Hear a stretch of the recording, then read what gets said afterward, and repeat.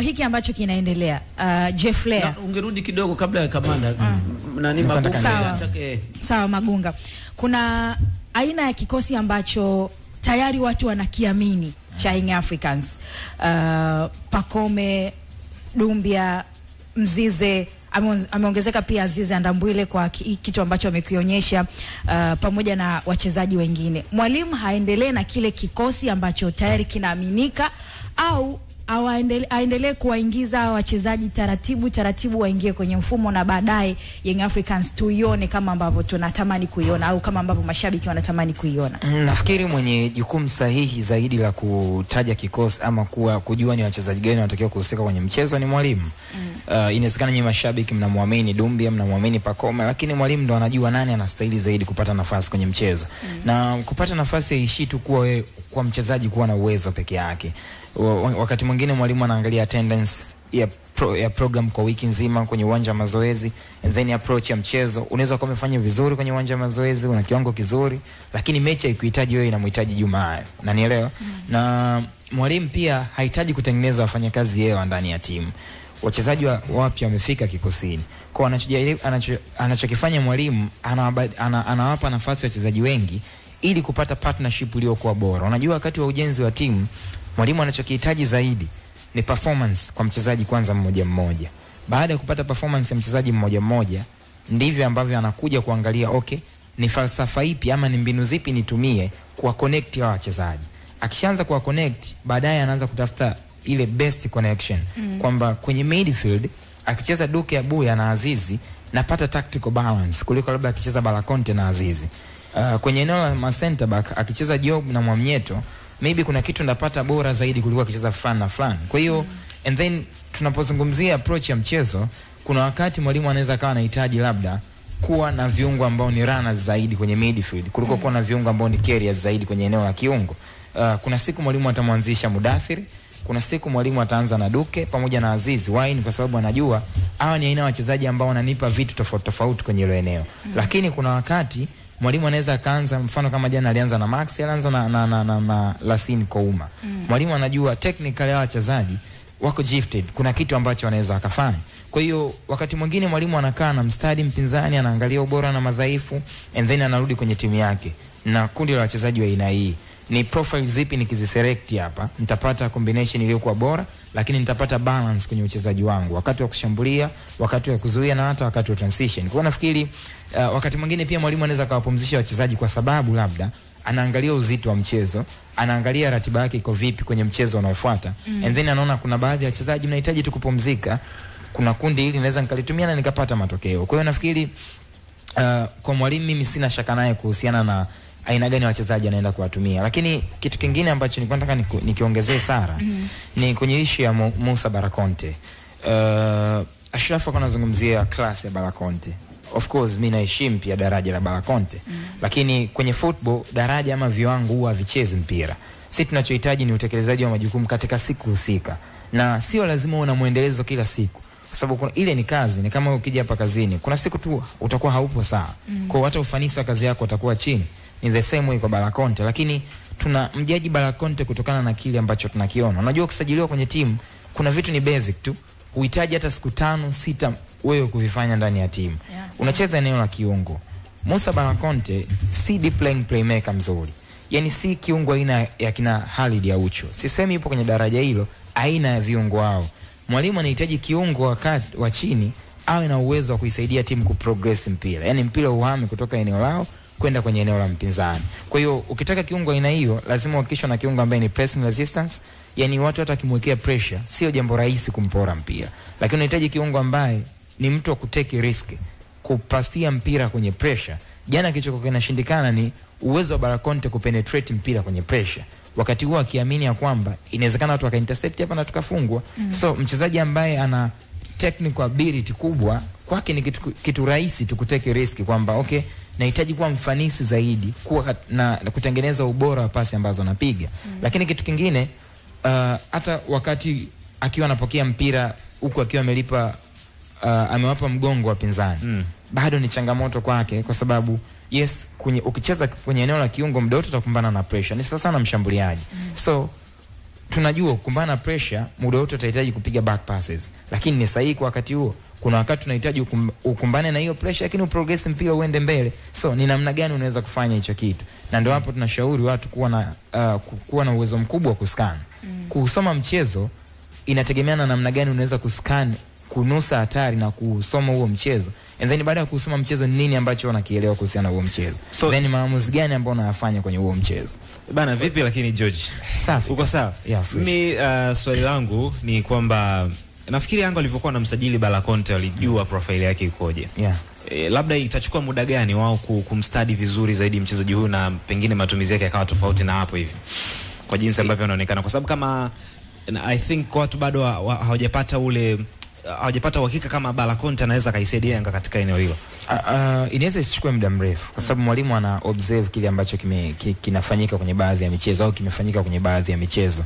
Nafikiri Bala Conte anahitaji partner ambaye ni pasa mzuri zaidi au carrier mzuri zaidi, yani mtu ambaye ana uwezo wa kupasia mpira katika level ya juu au ana uwezo wa kusafiri na mpira katika level ya juu. Na kwa sasa hivi Yanga wanacheza kwa mfumo gani, labda kwenye viungo wawili ambao wanacheza chini au ni kiungo mmoja na wanacheza na kiungo mmoja? Inategemeana. Yanga wakiwa wanajenga mashambulizi kwenye midfield walikuwa na nani na Lassine na Conte walikuwa ni kama pivot ya wachezaji wawili. Nachotaka kukisema wakiwa wanajenga mashambulizi kwenye kick off wanakuwa na partner viungo wawili chini, kiungo mmoja anakuwa juu. Jana alikuwa Conte na Lassine Kouma. Wakishatoka kwenye ile phase ya kwanza wakawa na umiliki wa mpira wa uhakika, kiungo mmoja anatakiwa drop katikati ya center back wawili, katikati ya Mwamnyeto pamoja na Job. Kwa hiyo yule kiungo anapo drop pale katikati yao, wale center back wanatawanyika kwa sababu mwalimu mara nyingi ana target maeneo ya pembeni. Kwa hiyo lazima utengenezee faida idadi kwenye hayo maeneo.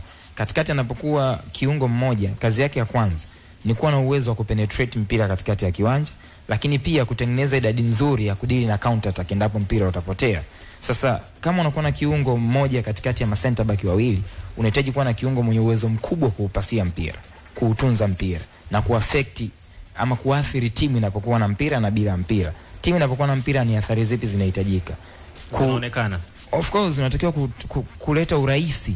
Yaani timu icheze kwenye mentality yako, kwa sababu wewe uko pale na umepewa ramani ya timu. Lakini bila mpira ni lazima uwajibike kwa maana ya kuzuia, and then unaweza ukawa na uwezo wa kudrop kwa haraka kutengeneza partnership na kiungo mwenzio. And then hata kwenye issue kuzuia ambapo Bala Conte anaonekana ni uwezo wake, ana uwezo mkubwa kwenye ile eneo, bado kuna maeneo mimi naweza nikwambia ana shida. Na nielewa kwa sababu kwenye kudefend principle ya kwanza ni compactness. Timu inatakiwa kushikamana kweli kweli. Mkiacha space hata kidogo tu, kama una watu ambao wanaweza cooperate kwenye yale maeneo, and then shughuli yako inakuwa imeishia hapo. Lakini angalia nidhamu ya Aziz kwenye eneo la kuzuia na angalia nidhamu ya Bala Conte. Ni watu wawili tofauti, and then kwenye ile eneo lazima uwe ni Dewey's monster, uwe na uwezo wa kushinda mipambano kweli kweli. For me kwenye ile eneo mpaka sasa nafikiri Aziz amefanya vizuri kuliko Bala Conte. Ukiangalia kwa mfano, maana yake tabu tunayopata wakati mwingine ni kutojua profile ya mchezaji. Ndio maana mimi nikauliza jukumu ya hiyo profile. Usikute sio mchezaji ambaye anatakiwa acheze ile eneo, si tunampa nafasi hiyo nani ya kucheza. Kuangalia heatmap kwa mfano ya mechi alizocheza Musa Bala Conte akiwa wapi kule Sfaxien, huyu ni central midfielder, box to box maana, ambaye kazi yake ni kuzuia na kuiprogress timu. Sawa. Na hata ukiangalia in terms of takwimu, kwa maana kwamba uwanjani ni kitu gani ambacho anafanya kwa zaidi, ukiangalia kwa mfano kirahisi tu hata mechi zake za nyuma, unaona kabisa kwamba passing sio his greatest strength. Ana uwezo wa kupiga pasi lakini sio katika ule wastani wa juu sana. Kiasi kwamba unaweza kusema kwamba huyu bwana eneo la kupiga pasi ndio ubora wake. Ukimwangalia kwa mfano kama Dumbia ni pasa. Hata kwa mfano unakumbuka jana wakati tunapiga story na Jemedari, kitu alichokuwa anakizungumzia, yule bwana anapiga pasi. Yule bwana anapiga pasi. He's an attacking midfielder ambaye kazi yake kubwa ni kupiga pasi ambazo zinakwenda kusaidia ushambuliaji. Sasa sasa strength kubwa labda ni ndio tunaelekea huko. Ukiangalia kwa mfano duels, ni pambano kwenye moja kati ya mechi za CAF Confederations Cup ambayo alicheza Musa Bala Conte, alishinda duels 3 kati ya 12. Akashinda duels moja kati ya aerial duel moja kati ya 3. Hiyo ya 3 kati ya 12 ilikuwa ni ground duel, mipambano ya chini. Yeah. Akapoteza mpira mara 13. Mind you, na mimi nilisema hapa kwamba jana nilimuona alipoteza mpira. Yeah. Sawa. Lakini angalia, ana interceptions 2, ana tackles 2 na alicommit fouls 5. Sawa. Maana yake hapo kamanda kwenye ground duels 3 ya 12 sio wastani mzuri. Sio ni wastani wa kawaida tu. Wastani wa chini kwa sababu ni katika haijafika nusu. Mipambano 9 yote umemiss, ndio? Sawa. Una mechi kwa mfano dhidi ya Simba ambayo ilikuwa ni mechi ya nyumbani. Umeona hitmap yake na kuonyesha kabisa kwamba huyu ni mtu ambaye ni kucheza katikati. Sawa. Alikuwa na accurate passi 39 kati ya 48, wastani wa 81%. Na tukija kwenye duels alishinda 5 kati ya 8. Aerial duels hapa alishinda kwa wastani wa 100%, 5 ya 5.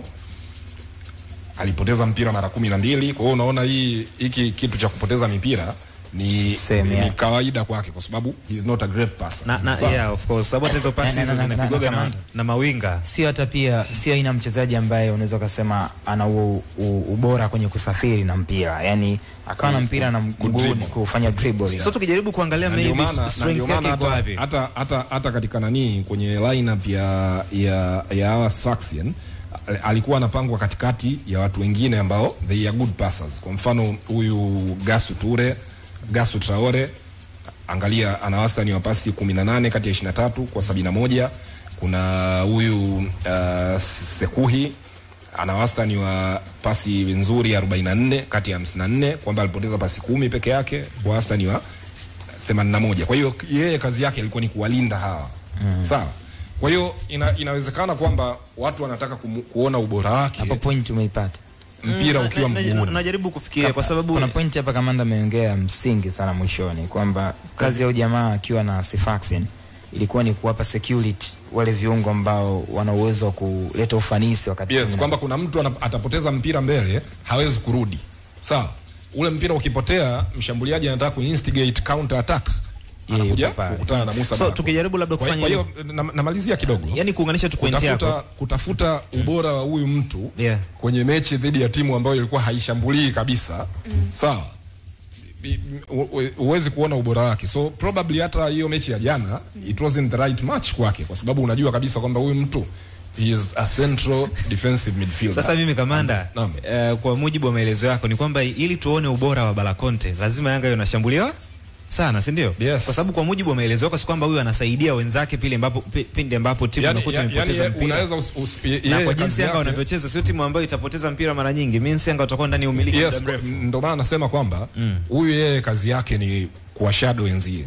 Sawa. Anaweza akapoteza mpira lakini hicho sio kitu cha kutia wasiwasi kwake kwa sababu yeye kazi yake ya msingi ni kuprovide security kwa wachezaji wengine wa kushambulia. Sio complete package maana yake kwenye ile. Kwa sababu mimi ndio maana nilikuwa nataka kuuliza hapa. Huyu Balakonte lazima kuna wachezaji ambao labda kiprofile wanafanana naye kwenye ligi yetu na tumewashuhudia kwa muda mrefu. Yusuf Kagoma. Ukienda ya zaidi. I mean no.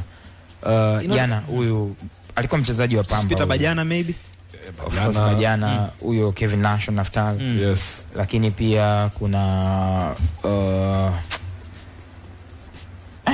okay, wanatosha. Wapo. Kwa hiyo yani what I'm trying to say ni kwamba this guy is not a bad player. Ni sisi ambao tunatakiwa tubadilishe perception yetu kwenye kuangalia wachezaji. Yaani unajua sometimes mpira wakati mwingine unakuwa mchezo confusing kwa sababu tunawatazama wachezaji kwa macho tofauti. Na hii sio sisi tu. Kocha wangu pale United yeye anataka Kobe Mainoo awe mwanariadha. Lakini Evans which is the wrong profile kwake. Na huyu mind you ni kocha ambaye ana leseni kakaa kwa amecheza mpira wenyewe lakini he is grossly misprofiling mchezaji ambaye uko sahihi kamanda. So football iko hivyo. Nataka labda nimuulize swali Evans sababu sisi tunachojua ni kwamba kiungo wa katikati strength ya kwanza kabisa unapokuwa tu kiungo katikati umepewa dhamana lazima uwe angalau na 90% ya upigaji wa pasi kwenye pasi ambazo utazipiga. Ndio maana juzi hapa kwenye kimataifa tumezungumza ubora wa Dani Ceballos, amekamilisha 99% ya pasi mechi ya juzi. pasi 90 amepiga, 89 zimekamilika. Na ukiangalia De Jong kwenye mechi ya Newcastle, yes, ukiangalia hit map ya zile pasi zilipokuwa zinaelekea unasema yes, huyu ni kiungo wa katikati. Lakini sasa kwa mtu kama Bala Conte ambapo tumejaribu kuangalia profile yake hapa, sio pasa mzuri na ni kiungo wa katikati, hiyo kidogo haileti mashaka au ni kwa vile tu kwa ligi yetu it's okay kuwa na kiungo namna hiyo? Inawezekana kwa ligi yetu ni sawa, lakini mimi ambacho jana pia nimekiona kwa Musa Bala Conte, yani kuna time hawapi watu option ya kucheza. Yani uwezi ukawa kiungo unaomba pasi nyuma ya mgongo wa adui, yani umekaa mgongoni kwake, uwezi kupewa mpira kwenye mazingira hiyo. Unaweza ukasema ni ule woga wa mchezaji mpya kwamba bado level yake ya kujiamini haiko juu. Mimi kama hapa naweza hebu amalize kwanza Evans. Ukiangalia kwenye baadhi ya matukio unakuja kukutana na Lassine Kouma ndo anakuja kucheza kwenye ile eneo ambalo anatakiwa kuwepo Bala Conte. Yani tunazungumza kwa nini mara nyingi Djigui Diarra alikuwa anabutua mipira, haoni mtu akuja kumsaidia kwenye hilo eneo. Tayari mimi nina option ya Mwamnyeto, nina option ya Diki Job, tayari wamekuwa pindi, mpira napeleka wapi?